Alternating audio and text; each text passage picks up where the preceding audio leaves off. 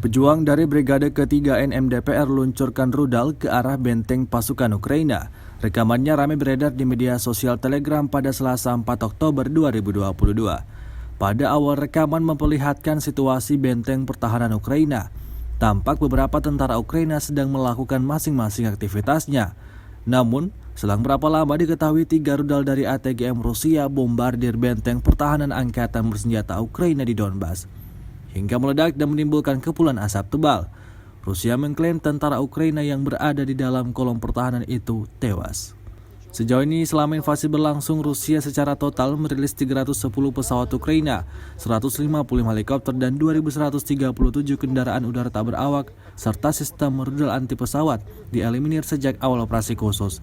Sementara itu dari kubu Kiev, Kementerian Pertahanan Ukraina melaporkan 320 tentara Rusia dieliminir dalam 24 jam terakhir.